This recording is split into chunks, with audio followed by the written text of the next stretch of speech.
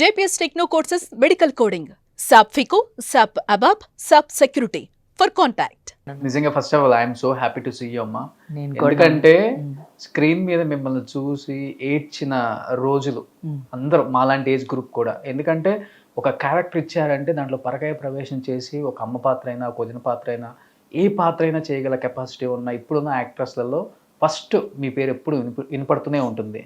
ఈ 56 years journey back వెళ్ళి చూసుకుంటే ఎక్కడ చైల్డ్ ఆర్టిస్ట్, ఎక్కడ తులసి ఒక హీరోయిన్, ఒక క్యారెక్టర్ ఆర్టిస్ట్, ఇప్పుడు ఒక అమ్మ, ఎలా అనిపిస్తుంది అమ్మా?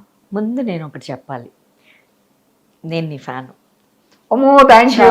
నేను నీది 17 ఇంటర్వ్యూస్ చూసాను. ఓకే, నాకు నచ్చినవి వేరుకోరి చూసుకున్నాను. నాకు చాలా ఇష్టం. అయిపోయిందా? Thank you so much. చల్లగా ఉండు నాన్న. Thank you. ఇప్పుడు నువ్వు అడిగిన ప్రశ్నకి సమాధానం, 56 ఇయర్స్ నువ్వు అంటే కానీ నాకు తెలియట్లేదు నాయన. అప్పుడు ఆ శంకరాభరణం ఆ చిన్నప్పటి నుంచి చేసి ఆ పాపలాగే ఉండిపోవడం వల్ల మెంటల్లీ కూడా మెచ్యూర్డ్ కాదు నేను. సో ఎదగడం లేకపోవడం వల్ల ఆ పాపలాగా ఉండిపోవడం నాకు ప్లస్ అయిపోయింది. 56 ఏళ్ళు అన్నది నంబర్ అని ఇప్పుడు అనిపిస్తుంది.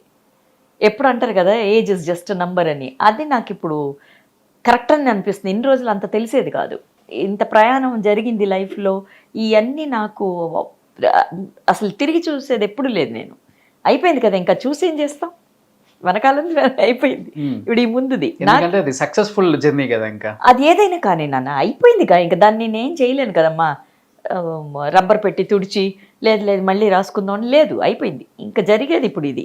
బట్ ఇప్పుడు నాకు కనిపించేది ఏంటంటే టాలెంటెడ్ యూత్.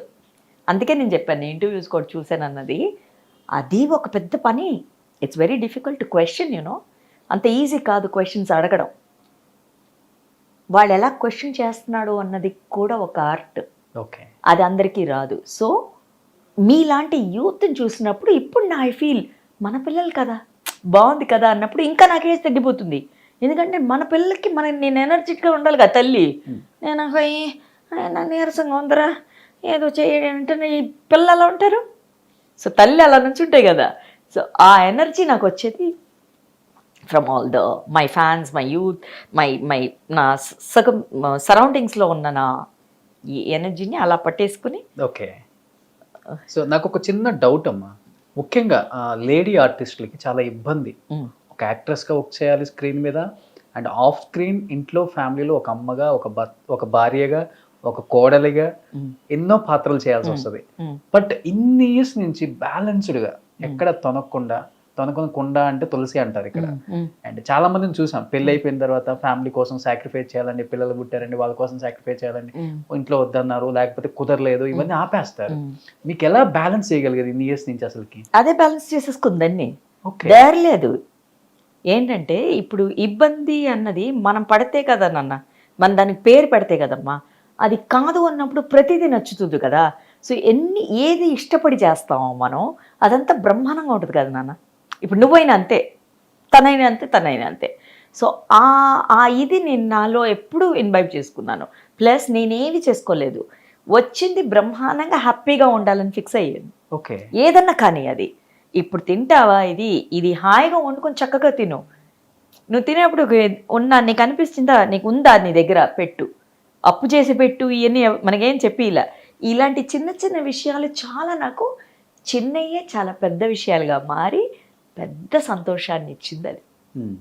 సో అందుకు నేను బ్యాలెన్స్ చేయడం ఇవన్నీ యాక్చువల్లీ చెప్పాలన్నా నాకు రాదు. నేను చాలా సింపుల్ పర్సను. నాకేంటంటే కాంప్లికేటెడ్గా నేను మాట్లాడలేను, లేకపోతే పెద్దగా ఆలోచించి అలా చేయలేను. నేను ఇంతేనా, ఇది చిన్న స్మాల్ థింగ్. ఆ చిన్న చిన్న విషయాలు చాలా అందంగా జరిగిపోయినాయి నా లైఫ్లో.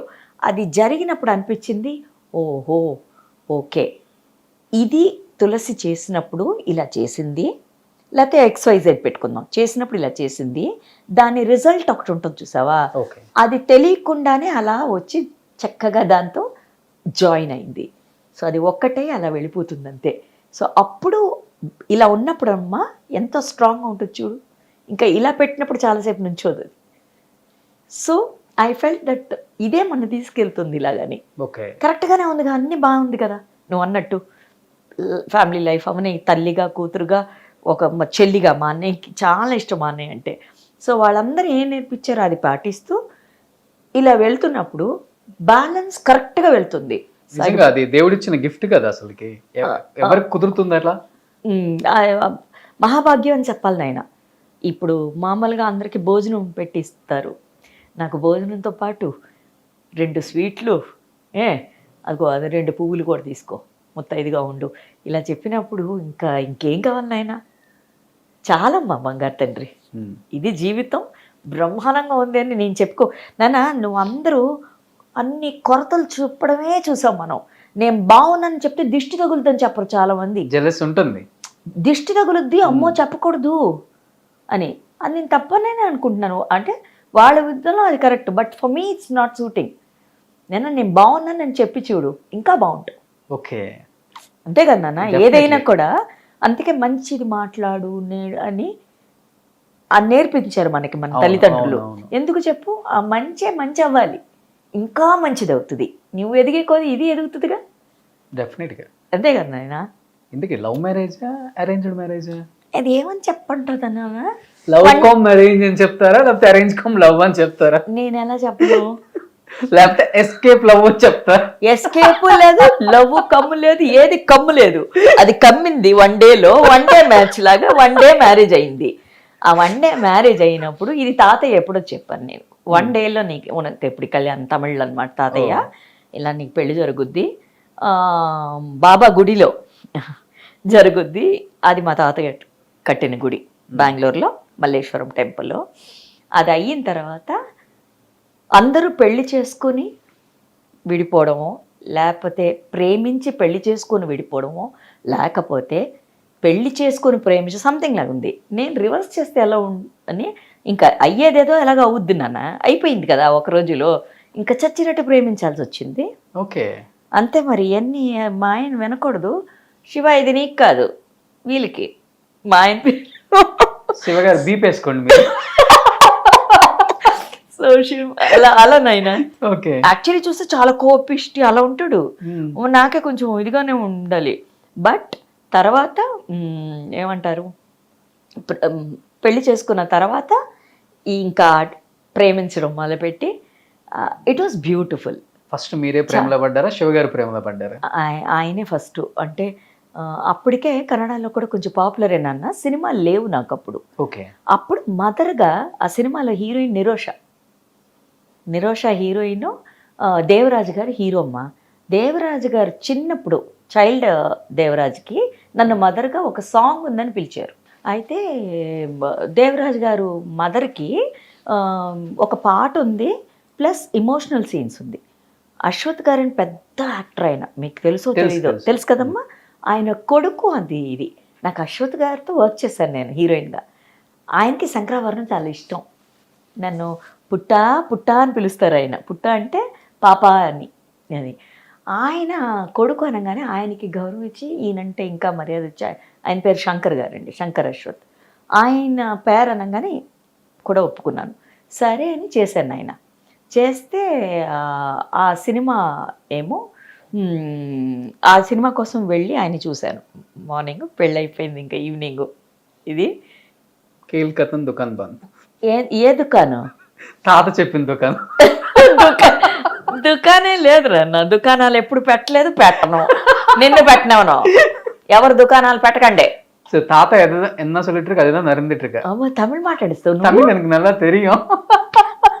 ఓరి చెప్పలేదే ఈ పిల్లోడు నాకు. ఈ అబ్బాయి తమిళ్ కూడా వచ్చాడు, ఇంతసేపు తమిళ్లో తిట్టాను ఈ అబ్బాయిని. పోనీలే, అందులో కూడా బీపులు వేసుకోండి ఆయన. నాయా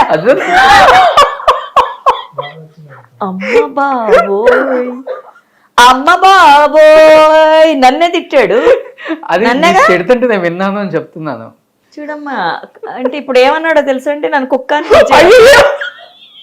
అదే అన్నాడు. చెయ్యి అబ్బాయి బాగా తెలివైనోడు నాకు తెలుసు, పొట్టోడికి బొట్టడు తెలియదు అట్లా అంటారు కదా.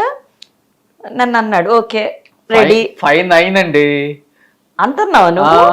అంటే నేను బాగా పొడుగై నువ్వు పొట్టిగా కనిపిస్తున్నావు నాకు.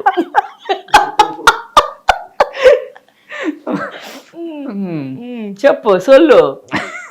நீங்க தான் சொல்லணும். இப்போ ఇంకేం சொல்லమంటావు? శివ సార్ పத்தி சொல்லிட்டு இருக்காங்க. కట్లో నీళ్ళు వచ్చినాయి, తుడుచుకోముందు చెప్తా. నిజంగా వచ్చింది నాన్న. అయ్యో మీరంటే అంత ఇష్టం, అందుకే కంటిలో నీళ్ళు వచ్చాయి. ఇలా పడేస్తూ ఉంటాడు, నువ్వు పడకూడదు నాన్న, అందుకే సోఫాలో కూర్చోబెట్టా. మీరు పడ్డారు. బాగా పడిపోయింది నాన్న. చెప్పు నాన్న. సూపర్.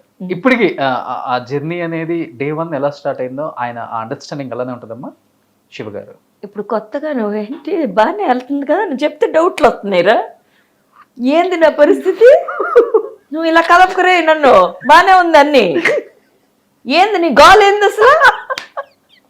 ఏంటి విడాకులు ఏమైనా తీసుకోమంటావో చెప్పు, ఆయనతో తీసుకొని ఇంకో మొగుడిని పెళ్లి కావాలంటే ఆ శాస్త్రానికి అది కూడా చేసేద్దాం, జాతకంలో అదేమైనా ఒకటి చచ్చిందేమో, ఒకటి పెళ్లి చేసుకుని దానికోసం తాళి తెంపిచ్చేస్తే అయిపోద్ది పని. సెట్ లో ఇలానే ఉంటారు అనుకుంటా, ఎప్పుడు ఇలాగే ఉంటారు. నుంచి మీరు రన్ అవుతున్నారు. జనం ఎలా భరిస్తున్నారనే తెలియట్లే నాకు, ఇలాగే ఉంటాను ఎప్పుడు. సెట్ లో కూడా ఏ చెట్లు అయినా చెట్టు కింద అయినా ఇలాగే ఉంటాను. సూపర్ అసలుకి.